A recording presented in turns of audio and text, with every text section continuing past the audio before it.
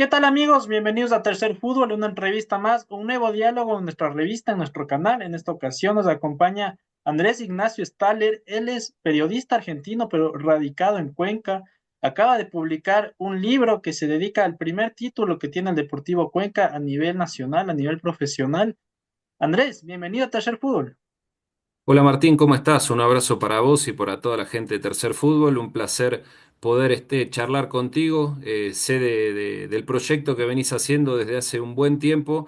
Te felicito de primera mano porque es un medio digital espectacular, con grandes entrevistas, con gran información. Así que nada, un placer poder estar contigo aquí.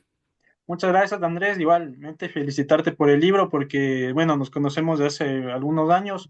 Tú me habías comentado hace algún tiempo el proyecto de ir escribiendo libros sobre el Deportivo Cuenca y bueno, yo te dije en aquella ocasión, cuando lo tengas, hacemos la entrevista y ahora estamos aquí. Bueno, Así es. vamos desde el inicio, Andrés. Una cuestión que, bueno, yo alguna vez te pregunté personalmente, pero ahora para que la gente conozca, ¿qué hace un argentino en Cuenca escribiendo sobre el Deportivo Cuenca? Bueno, la historia es larga, pero la vamos a resumir un poco. Yo vine acá por trabajo, soy periodista, me radiqué en la Argentina muchos años, desde el 2008 que voy y vengo entre Argentina y Ecuador, hacía base en la Argentina, pero pasaba un buen tiempo en Ecuador. Y en el 2019, antes de la pandemia, decidí venirme a vivir, así que me instalé y ya me quedé definitivamente. Cuando empecé a involucrarme con la ciudad de Cuenca, enseguida saltó el Deportivo Cuenca. Soy fanático del fútbol, enfermo del fútbol desde muy chico en la Argentina. Mi club en la Argentina es el Club Atlético Platense y lo que coincidió con el Deportivo Cuenca es que era un equipo que no tenía muchos títulos. De hecho, Platense no salió campeón nunca de la primera división de la Argentina y tiene una hinchada muy fiel, muy parecida a la del Cuenca, que a pesar de las malas, de los años de malas administraciones, siguen alentando, no siguen abandonando al equipo, y eso me identificó mucho porque Platense es muy parecido.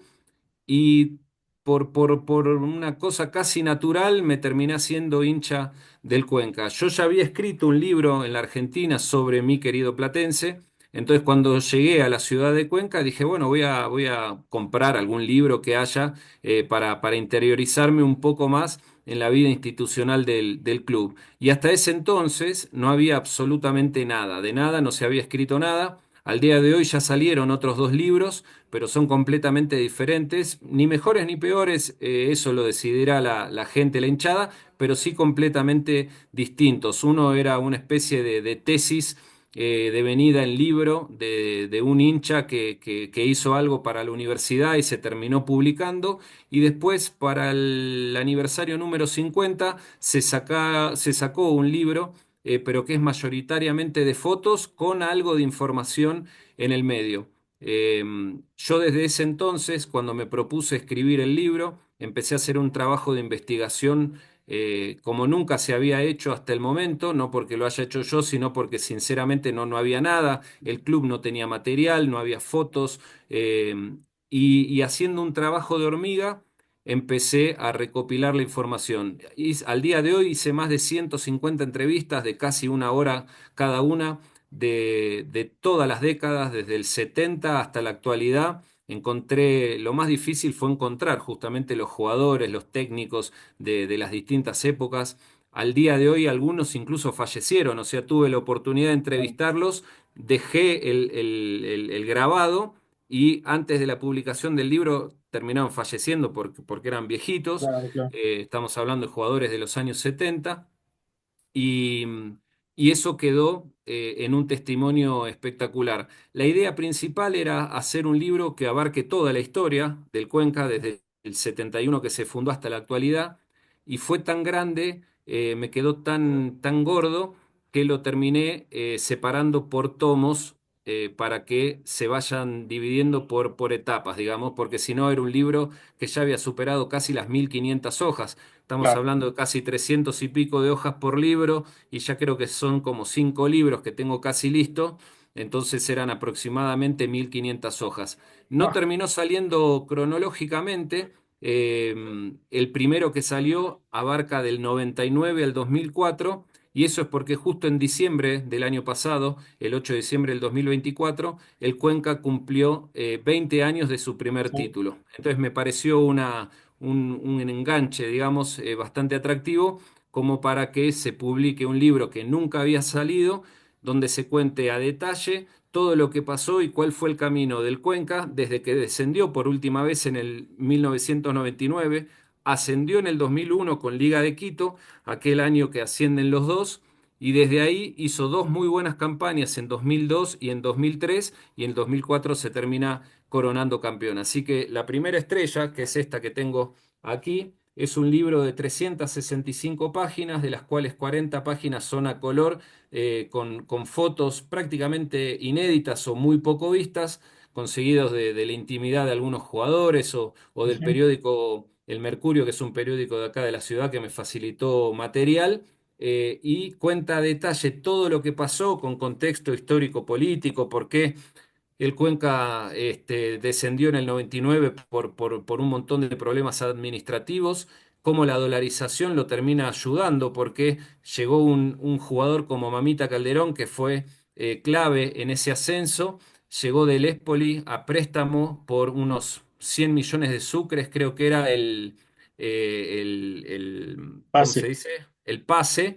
Tenía la opción de compra por 100 millones de sucres. Esos 100 millones de sucres se transformaron en $4.000 con la dolarización, y el Cuenca termina comprando, que encima después, ahí lo cuento en el libro, que terminaron poniendo hasta los hinchas dinero en una especie de colecta que se hizo para que se pueda comprar a quien terminó siendo uno de sus goleadores, clave, y por una suma que al día de hoy parecería irrisoria. $4.000 al fútbol de hoy es increíble. Entonces todo eso se va contando. Y aparte, entrevisté a prácticamente todos los protagonistas, entonces van contando anécdotas, detalles, cosas que nunca se supieron, como que casi se cae un avión, por ejemplo, volviendo de Quito, de un partido contra Liga. Entonces todos esos tipos de detalles aparecen ahí en la primera estrella. Cuéntame un poco más de pormenores, de detalles justamente de este libro en puntual del que se acaba de publicar, porque ya tendremos seguramente a futuro más entrevistas, acorde vayan saliendo tus otros libros. ¿A quiénes nomás entrevistaste? Recuérdanos un poco quiénes componían esa alineación campeona del 2004. Yo recuerdo que era un verdadero equipazo, algunos jugadores que luego trascendieron en otros equipos, otros que incluso, me atrevo a decir, aparecieron ahí y desaparecieron luego en el futuro de ese año. Cuéntame un poco más sobre esos detalles también de la investigación y esas entrevistas que realizaste. Bueno, primero de que no fue un equipo que se armó específicamente en el 2004, sino este camino que va del 99 al año de la consagración, termina armando una base, ¿no? O sea, por ejemplo, el Ventarrón Quiñones, que fue el goleador y uno de los ídolos del club, llegó en el año 2001. O ahora puede ser que me esté equivocando, que no, que haya llegado a fines del 2000, pero bueno, está ahí detallado específicamente. Gerson Estacio, que también compartió ese ascenso tanto en el 2001 como el campeonato del 2004. Después llegó Mamita Calderón en ese año 2000 con tan solo 18 años a préstamo de Espoli en un enroque que hace el club porque lo manda a préstamo a Washington, España, porque el Ya, club había descendido en el 99 y Washington, España había sido uno de los jugadores más interesantes que había tenido el club en ese momento. Y bueno, Washington, España se va al Espoli, viene Mamita Calderón con José Oleas en un enroque que se hace, y después, 2 años después, termina volviendo Washington, España, y termina formando parte también de ese equipo campeón. De ahí, si hay algo que tuvo particular ese equipo es que tuvo muchísima rotación por distintos motivos, o expulsiones o sanciones o lesiones. Eso implicó que jugaron casi todos. El plantel rotó, nunca tuvo una estructura fija definida. Para darte una idea, atajaron los tres arqueros y los tres fueron importantes. Hablábamos de Javier Klimovic, de Carlos Morán y de Damián Lanza. Damián Lanza, que debutaba justamente, lo habían traído como tercer arquero. Ahí hay una particularidad, que Damián Lanza nació en la ciudad de Cuenca porque su padre jugaba en Liga Deportiva Universitaria ya, de Cuenca, que en ese momento existía. nació en Cuenca y al año, año y medio se fue para la Argentina. Ahí se crió en la Argentina, estuvo en Banfield y después, por los contactos que había dejado su padre mientras estuvo en Cuenca, siendo un juvenil, termina llegando al Deportivo Cuenca como tercer arquero. Y a Javier Klimowicz lo terminan expulsando en un partido contra Macará, que le quiere sacar la tarjeta al árbitro. Al principio le habían suspendido por un año, después se lo redujeron a 3 partidos, porque se nota que no le terminó pegando, sino que se caía la tarjeta roja que le habían sacado. Eh, y Carlos Morán se había lesionado de los meniscos, entonces termina debutando Damián Lanza. Y Damián Lanza debuta, hace un gol de arco a arco, termina atajando 2 o 3 penales, lo llaman a la selección de Ecuador, entonces en una serie de pocos partidos se termina transformando en figura cuando principalmente era tercer arquero. Entonces, todo ese tipo de cosas se van contando en el libro, yo lo fui entrevistando cada uno y no solo se cuenta la historia del campeonato, de los partidos y todo eso a detalle, sino que también hay biografías de los jugadores. O sea, esta historia de Damián Lanza, yo te la cuento y te cuento que nació en Cuenca, que se fue al año y medio a la Argentina, que hizo formativas en Banfield y que después por los contactos del padre regresan. Entonces, en ese sentido es muy completo. Y después el resto del plantel, bueno, estuvieron muchísimos jugadores de mucha categoría. El Pavo Noriega, que había sido como dejado a un lado, te diría que hasta por viejo, entre comillas, de Barcelona, Sí, sí, no había tenido lugar, el Cuenca lo llama y termina siendo el central titular, lo mismo que Segundo Matamba, en el medio campo estaban Camilo Hurtado, que hoy está en Chile, doctor. en las bandas estuvo Manuel Mendoza, Johnny Pérez, John Cagua, que jugaban a veces uno por derecha y también por izquierda. Entonces el plantel rotó muchísimo. En un momento hasta Mamita Calderón llegó a jugar de central. Después, ya más en el campeonato, lo terminaron poniendo en su posición natural, que era la de delantero. Y bueno, y Ventarrón Quiñones, Raúl Antuña, que Ahora, era ese jugador exquisito, hoy está como director técnico en Orense. En sí, ese sí. momento había estado en el 2003 en Aucas y llega al 2004 en el Deportivo Cuenca. Cada uno de ellos pasaron por las entrevistas que te comentaba y dejaron sus testimonios para enriquecer más todo lo que tenga que ver con el libro.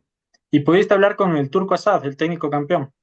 Sí, bueno, hablé con los dos, porque el campeonato lo arranca Daniel el Profe Córdoba. Él, y ahí hay una particularidad que hoy no se usa tanto, que él empezó a armar el equipo 2004 en el año 2003, cuando te diría que noviembre aproximadamente del año 2003, él viaja primero se pone de acuerdo con los dirigentes para su contratación. De ahí viaja a Ecuador para un partido contra Emelec y en ese momento ya empieza a armar el equipo. Justo ese partido, Emelec Cuenca, eh, Hurtado, el loco Hurtado, termina siendo el loco Hidalgo, perdón, no, Camilo Ah, Hurtado también era mediocampista, pero el loco Hidalgo, Carlos el loco Hidalgo, estaba jugando en Emelec. Y lo llama al profe Córdoba y le dice, Hidalgo, yo te quiero el año que viene en este equipo, y termina de arreglar en ese momento y se termina incorporando al Cuenca en ese 2004. Así que el profe Córdoba empezó a armar el equipo en ese 2003 y estuvo haciendo una buena campaña. Él termina como armando todo el equipo, pero lo terminan suspendiendo por 6 meses. Em, Cuenta la anécdota en el libro, dicha por él. Él hace una seña como de plata. Él dice que se lo hizo a un jugador del Cuenca. Yo te diría que hasta le creo, porque él apostaba con los jugadores. O sea, era un director técnico muy extrovertido, muy loco. Por eso le decían el profe Córdoba y también le decían el loco. Y él apostaba permanentemente con los jugadores. Hay un par de anécdotas en donde cuenta justamente de que en un partido contra Macará le dijo a un jugador que si hacía un gol le pagaba $100, y el jugador termina haciendo el gol y se va al banco de suplentes y le dice, pagame, pagame. Y ese partido que lo terminan suspendiendo a él fue contra Barcelona y el Cuenca lo gana cómodamente. Creo que fue, si la memoria no me está fallando en este momento, creo que era un partido que lo terminó ganando el Cuenca 2-0. Entonces, él termina siendo como el gesto así del dinero y el árbitro interpretó de que estaba diciendo que el árbitro estaba comprado o que le habían pagado al árbitro. Pero él dice en la entrevista, y es un testimonio suyo, de que el equipo estaba ganando, entonces que eran más bien apuestas que él hacía con los jugadores y que nada tenía que ver con el árbitro, que en otras oportunidades los árbitros habían fallado en contra del Cuenca, pero en ese partido no, y el equipo estaba ganando, entonces no necesitaba por qué hacer la seña, y habiendo otras anécdotas en donde él cuenta que sí apostaba con los jugadores, tiene un poco de sentido. Después, si es la verdad o no, ya quedará en él, pero bueno, ese testimonio, por ejemplo, está dentro del libro. Y cuando lo terminan suspendiendo por 6 meses, ahí ya él no podía dirigir desde el banco, se sentía muy afuera de lo que era, más allá de que hablaba con un handy y a veces daba algunas indicaciones. Hubo algo que lo puso de muy mal genio, que era un penal a favor del Cuenca.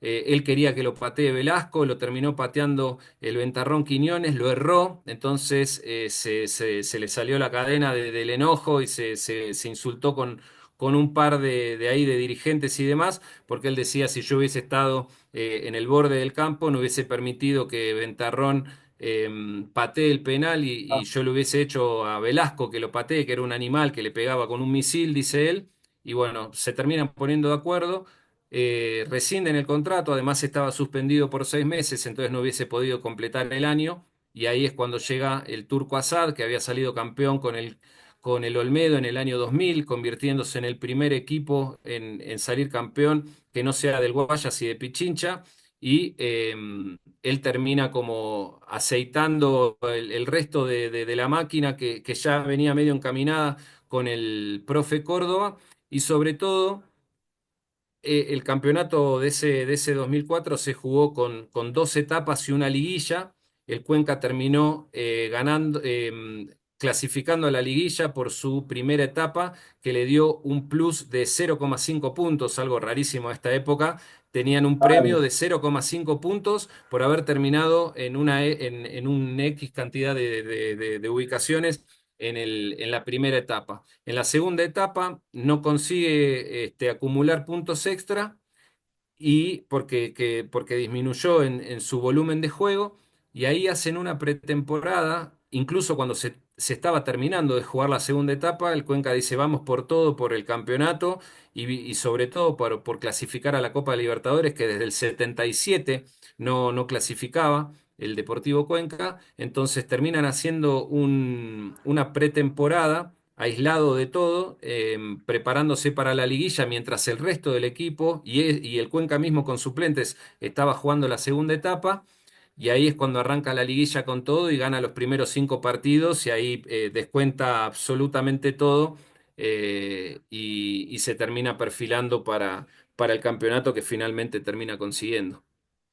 Andrés, para la gente que por ahí no le tiene mucho seguimiento al Deportivo Cuenca, bajo tu experiencia, tu investigación, cuéntame un poco qué representa este equipo para la ciudad. Es un equipo que es único en su ciudad, no tiene un rival, digamos, no se divide la ciudad con otros equipos. ¿Qué representación, qué simbología tiene el Cuenca para lo que representa la ciudad, la capital de Azuay? Bueno, esa es la tercera ciudad más importante del Ecuador después de Quito y de Guayaquil. Es una ciudad que tiene un único equipo en este momento, que es el Club Deportivo Cuenca. En los años 80 había esta Liga Deportiva Universitaria de Cuenca, que se hizo algo así como un derbi clásico. No se cruzaron mucho tiempo, por un momento la liga estaba en segunda categoría y el Cuenca estaba en primera. Después llegó la liga a subir a primera y Cuenca bajó, pero sí se llegaron a cruzar en distintas categorías y se armaban lindos partidos. Los que analizaron esa época decían que el estadio se dividía en dos, y que había mitad de hinchas de Liga de Cuenca y mitad de hinchas del Deportivo Cuenca. Con los años desapareció Liga Deportiva Universitaria, se hundió en la segunda categoría. Ahora ni siquiera es que está. Resurgió un nuevo equipo con el mismo nombre, en vez de Liga Deportiva Universitaria le pusieron Liga de Cuenca, Ujú. le quitaron el Universitaria. Cambió el escudo, es parecido, los colores que eran medio azul y blanco. Intenta como recuperar un poco a ese equipo de los años 80, pero es con otra gente, ni siquiera era la familia que la manejaba en su momento, porque quedó hundido en tantas deudas. Liga Deportiva Universitaria de Cuenca, que si trataban de resucitarlo, no hubiese podido, pues le iban a llover todas las deudas, como le está Claro. cayendo hoy por hoy a Deportivo Quito, y así todo no termina de despegar. Pero bueno, nació una nueva Liga de Cuenca que está hoy peleando en la segunda categoría, pero no tiene hinchas, aún tratando de emular aquel equipo de los Ujú. 80. Ahora surgió otro equipo que se llama Cuenca Juniors, que también está en segunda categoría, pero nadie tiene así hinchada, no hay ni 100, 200 personas. Toda la ciudad está volcada al Deportivo Cuenca y representa a la ciudad, la pasión, la fidelidad por esto que te digo, ¿no? Un solo campeonato en el año 2004, ya son 20 años sin títulos y sigue siendo una de las hinchadas con más convocatoria, con más venta de abonos al principio del campeonato, que van por los colores, por lo que implica el Deportivo Cuenca, más que por los resultados, ¿no? Porque de hecho en la parte administrativa hace años que está mal, no tiene la oportunidad de conseguir tantos buenos jugadores y así todo igual la gente sigue apostando, sigue comprando su abono, incluso antes de saber qué equipo va a armar el plantel, o Claro. sea, sin conocer a detalle cuál va a ser el plantel, ya hay gente haciendo fila para comprar el abono del año que viene. Cuéntame un poco más sobre ti, tu relación con el Deportivo Cuenca. Ahora has escrito un libro, tienes planificado otros más. En su momento fuiste voz del estadio, has presentado La Noche Colorada. Cuéntame cómo se ha dado ese vínculo entre ti y el Deportivo Cuenca. Bueno, como buen argentino y apasionado de las cosas, me apasioné por el club y toda su historia. Empecé a hacer este trabajo de investigación. Este primer libro, que es La Primera Estrella, acaba de salir a la venta y el segundo libro va a salir, si todo anda bien, en diciembre de este mismo año. Ya está casi listo, ya tengo la tapa que la presenté el otro día, está en un proceso de corrección y para diciembre voy a estar sacando este segundo libro. Este ya es muy interesante y es completamente histórico. El segundo se llama Tinta Roja, las raíces de una pasión. Y juega un poco con los colores y con la tinta, como que escribís con tinta roja el libro. Así es como nació y surgió la idea del título. Este libro arranca con un prólogo de la llegada al fútbol en la ciudad de Cuenca en el año 1912, cómo el fútbol, cómo traen la pelota de fútbol a la ciudad y se empiezan a disputar partidos de fútbol aquí en la ciudad de Cuenca en el año 1912, la construcción del estadio municipal en el año 1945 a raíz de un campeonato que es interprovincial que se jugaba en esa época. No existía el Deportivo Cuenca, había un montón de equipos que no disputaban, entonces se jugaba Guayas versus Pichincha versus Azuay. Y a raíz de eso se necesitaba un estadio y se terminó construyendo. Así que eso lo cuento también en este segundo libro. Y de ahí el nacimiento de Cuenca, cómo fue desde 1970, craneando esta idea a través de quien fue su primer presidente, Alejandro Serrano Aguilar, y cómo se termina fundando el 4 de marzo de 1971 y cierra este libro en el año 1979. Ahí agarra toda esa etapa de Lisiardi, que fue el goleador histórico, las dos primeras Copas Libertadores, producto de vicecampeonato en el 76 y en el 77, y en el 79, con una muy buena campaña de Grimaldi, cierra este nuevo libro que es completamente histórico. Y bueno, como te decía, yo me fui involucrando con el club, haciendo periodismo, investigación. Hoy por hoy me considero una de las personas que más documentación tiene sobre el club. Creo que no hay prácticamente nadie más que tenga tantas entrevistas, tantos datos, tantos resultados, tantas fotos inéditas que fui recopilando, encontrando. Y eso el club no lo tiene, entonces al plasmarse en libros son documentos que quedan históricos para la ciudad, para que la gente pueda ir a visitarlo en una biblioteca, por ejemplo. Y en el año 2023 me puse a trabajar en el club, en un departamento de proyectos especiales. Estuve 2023 y 2024 con mi esposa Marce, que también es periodista, Marce Carrión Muñoz. Eh, Nos conocimos justamente haciendo periodismo, nos enamoramos, nos casamos, ahora tenemos una hija que es Alfonsina, Ujú. que ya le hicimos del Cuenca desde la cuna. Y bueno, con Marce estuvimos trabajando juntos en periodismo, hicimos radio y después los dos nos fuimos juntos a trabajar al Deportivo Cuenca en este proyecto, Departamento de Proyectos Especiales era el puesto específicamente, y nos dedicábamos a hacer cosas de comunicación y de marketing. Era un mix entre comunicación y marketing, en donde íbamos aportando nuestro granito de arena para, para poder avanzar con el club. Pero bueno, el club todavía está en una etapa de crecimiento, entonces por eso terminamos de salir en el año 2025. A veces se atrasaban con los pagos de los sueldos y eso, y ya con una hija eso se hace más difícil. Así que salimos y ahora los dos estamos trabajando en radio y nos volvimos a volcar a todo lo que es nuestra pasión por el periodismo. Pero sí, la voz del estadio la hice durante esos años que estuve trabajando en el Cuenca. Me llamaron también para la Noche Colorada de este año y siempre que pude lo hice porque cuando yo estaba en la Argentina, mi equipo, como te decía, era Platense y ahí agarraba y fui la voz del estadio también. Entonces debe ser un caso único de haber sido voz del estadio en dos equipos diferentes de dos países diferentes. Qué curioso realmente. Tengo una última pregunta para ir cerrando la entrevista, Andrés, y no con un ánimo de prever el futuro, sino de que analices las condiciones con todo el bagaje que ya nos cuentas que tienes sobre el Cuenca. ¿Cuándo va a ser el segundo título del Cuenca?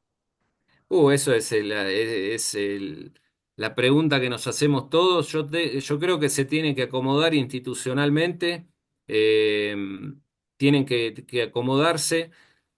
Hace unos años estaba prácticamente descendido el equipo, muchísimas deudas, ahora se han achicado mucho las deudas, tienen que ir como acomodándose nuevamente en la parte económica, y creo que si se termina de liberar de esas deudas del pasado, que son estos equipos nuevos que van surgiendo últimamente, son equipos nuevos que nacen y llegan sin deudas, entonces corren con ventaja con respecto a equipos tradicionales como el Cuenca, que tiene problemas de deudas de dirigencias anteriores que se fueron arrastrando con los años. Entonces, se achicó mucho el margen de deuda desde el 2022 a esta parte, todavía quedan algunas, hay una con Brian Cuco de casi $200.000 que el Cuenca tiene que afrontar en este mes, pero en donde se termine de acomodar con ese tipo de deudas, ya el club va a estar saneado. Y una vez que esté saneado, si hace el trabajo de gastar menos de lo que entra, y clasifica alguna Copa Sudamericana, así sea en un sexto puesto, yo creo que va a empezar a tener ingresos que le permitan empezar a ordenarse y a traer nuevos jugadores. Y en algún momento se va a tener que animar a aspirar a un segundo título. No es fácil, hay equipos como Liga, como Barcelona, como Independiente del Valle, que están más armados estructuralmente, con mejores jugadores, y tenés que competir contra todo eso. Pero en ese 2004, si leen la historia, había grandes equipos con mejores jugadores, y el Cuenca con mucha garra, haciendo bien las cosas, un trabajo en conjunto, dirección técnica, jugadores y dirigentes, pudo demostrar que a pesar de la adversidad o de que había equipos mejor formados y con mejores futbolistas, adentro de la cancha son 11 contra 11 y puede pasar cualquier cosa. Entonces, en donde el Cuenca pueda acomodarse un poco más, reforzar el plantel, ahí por lo menos va a tener con qué pelear, porque siempre va a tener el respaldo de esa hinchada que lo sigue fiel, y eso es taquilla, es recaudación semana a semana, y creo que le puede ayudar, a diferencia de otros equipos que no tienen hinchas y tienen que buscar exclusivamente sponsor porque no tienen prácticamente taquilla los fines de semana. Claro. Y para cerrar, ¿cómo le ves este año? Este año lo veo con muchos altibajos. Ha demostrado solidez defensiva en varios partidos, ha mantenido la valla invicta en varios partidos. Se desordenó un poco con Liga y con Independiente del Valle, que terminó perdiendo esos partidos. Perdió un partido medio injusto con Libertad y con Emelec, pero armó un equipo muy ordenado defensivamente. Le está costando del medio para adelante concretar las situaciones de riesgo que genera.